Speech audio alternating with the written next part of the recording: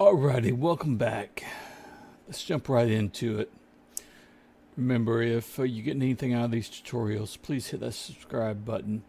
Go to the scripts common folder, right click, add a new script, and call it common. Awesome.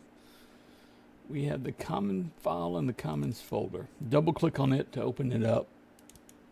Remove the mono behavior from the inheritance list. Trim that down. And I want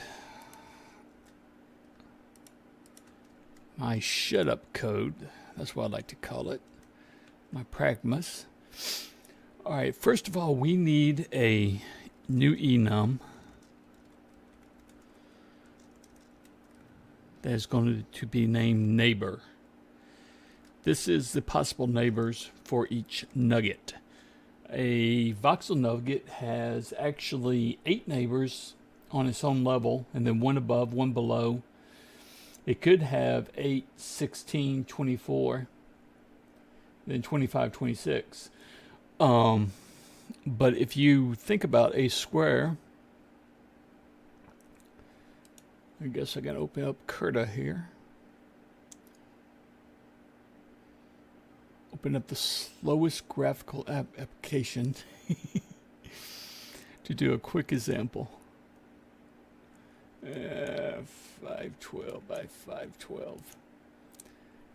So if you think about this, add a vector layer. So if you think about this for voxel, my color is white. So if you think about this for voxel,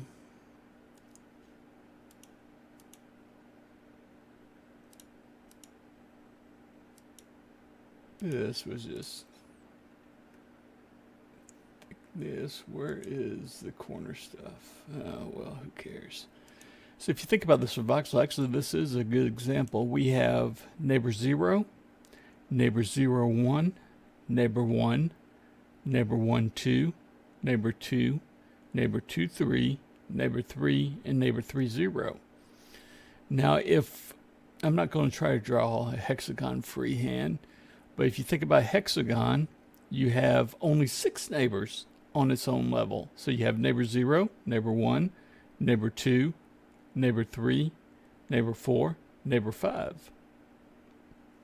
I guess I can go ahead and try to draw a hexagon. Oh, come on, give me my pin color back.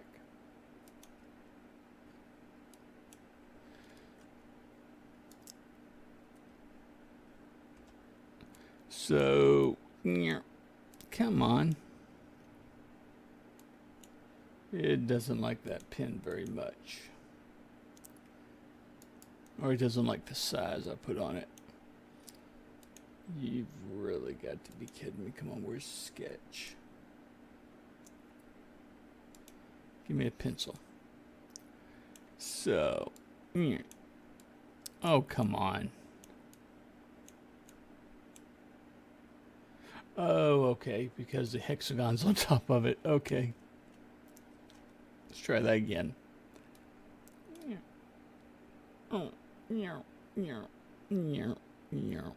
Sound effects are for free. So we only have 6 sides on a voxel, 6 neighbors on a voxel. Excuse me, on a hexagonal. So a voxel actually ends up with more sides, more neighbors than a hexagon.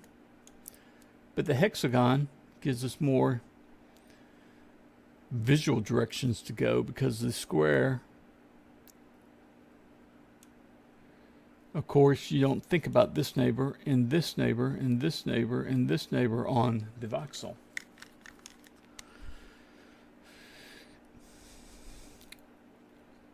So there's all of that. No, I really don't want to save that. So we have no neighbors. And then we will have neighbor 0. Since we're doing this enum for both voxel and hexagon, we'll have We'll put all of our neighbors on here.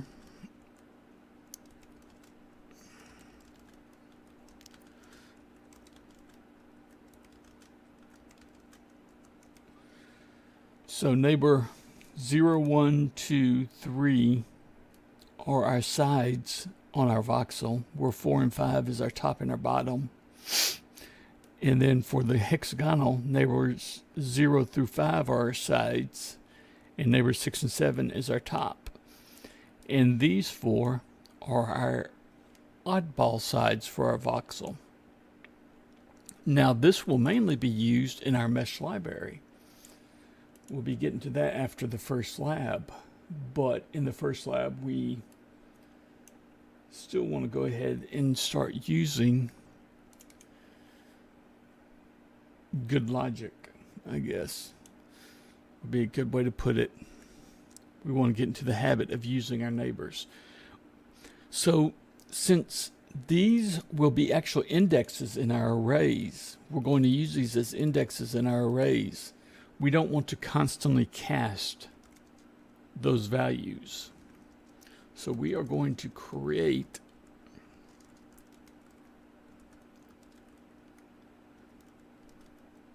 already cast values up here, which kind of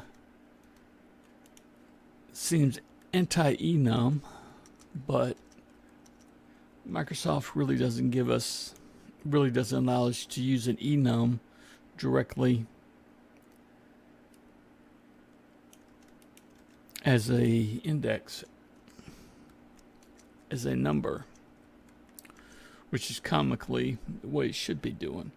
So I'm going to click on the right side of the 7, hold down the Alt and the Shift key, and click on the left side of the 0 to copy all of them by the column. Now I'm going to do the same thing over here, and I'm going to paste all of them.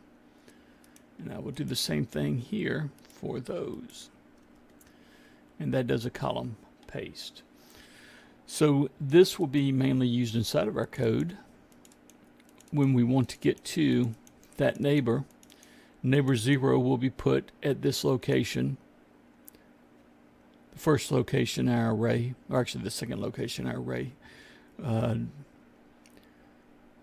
We'll both store the neighbors when we're getting the neighbors for a certain nugget.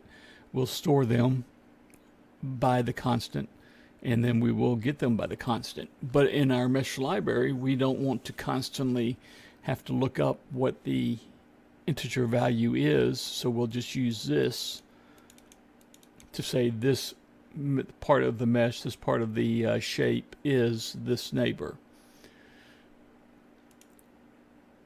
We'll be facing this neighbor. All right, we have, if you looked at the 3D database tutorial, these will look familiar, identical. Now, do I want to include this? Nah, leave it. It doesn't need to, the class doesn't need to be static, but we're going to make all these methods static. First, I'm going to get a 2D index.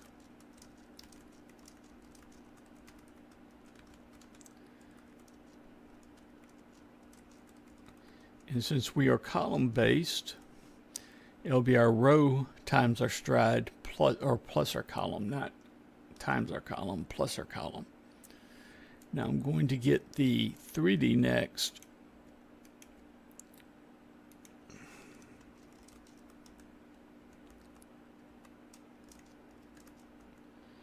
And what is the size of a level? That is the square of our nugget count mainly.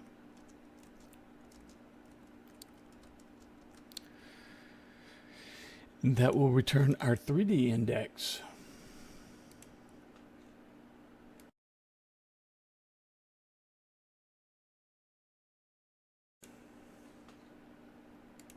Excuse me, 1 minute.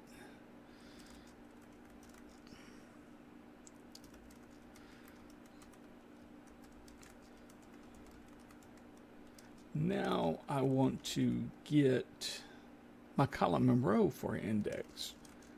And for whatever reason, I've done the 3D version first.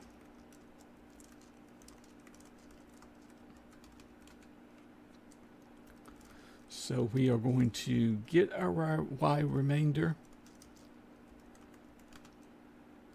and we are going to remove it from our index. Then we will get our z remainder,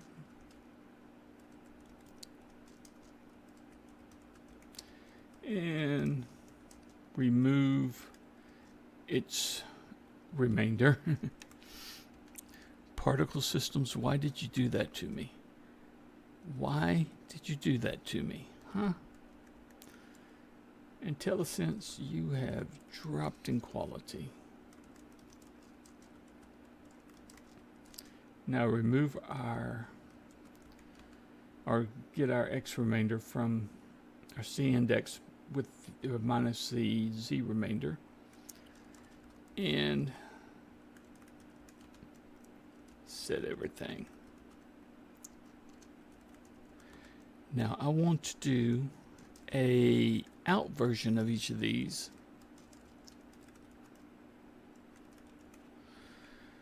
The reference version is great, but I like the way in .NET you can, in Managed, you can actually declare the value in line. Keeps the code cleaner, and that is with the out. So code's exactly the same, we're just passing in the parameter as an out. I think we should just go ahead and rewrite these instead of trying to copy and paste in this case. They're not that long. So get the CR, 2D CR now.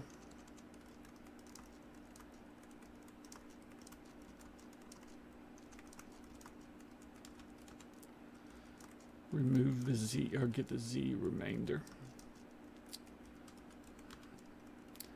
Remove the remainder, or the modulus, from the Z. Got a little bit of a cough, hold on.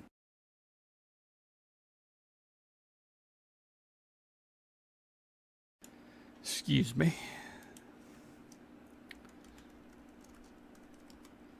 Don't want to cough into the microphone.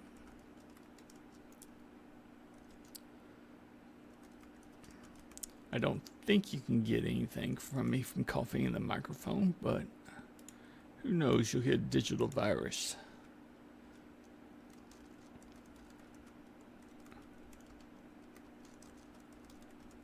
We'll be forced to wear a mask online. Okay. And let's do the out version.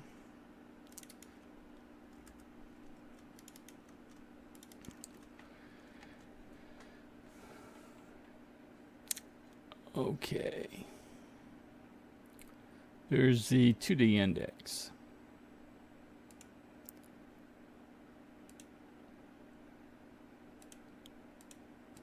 Now we need to do a struct. We'll just put it right up here below the neighbor. So if we want to see a custom class inside of Unity's inspector, you need to mark it as system serializable. And this is our map level. It's very simple.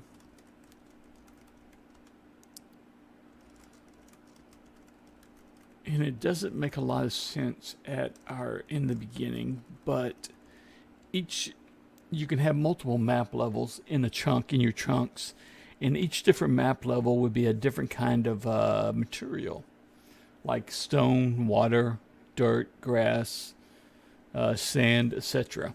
And that way you don't really have to hard code randomness.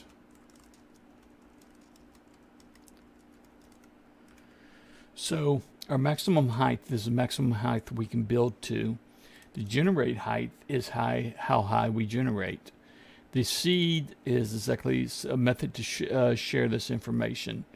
The world size is how big,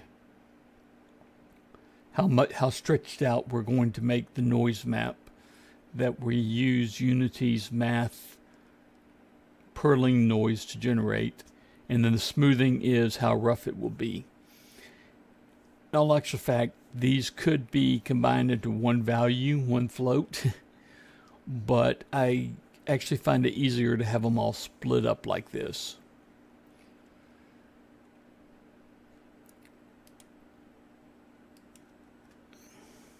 And that is about it. Okay, so we have one more class to generate before we jump into the tutorials and actually generating some chunks. We need to do noise generator, and that's where we will actually generate the noise that we define here in our map level. Our map level later on will have two more parameters, a material and a scale. The scale will be the same for all of our map levels, or we'll just use a main level for the scale for everything. So that's it. I will see you in the next lesson. And remember to subscribe if you're getting something out of this. Don't be a louse.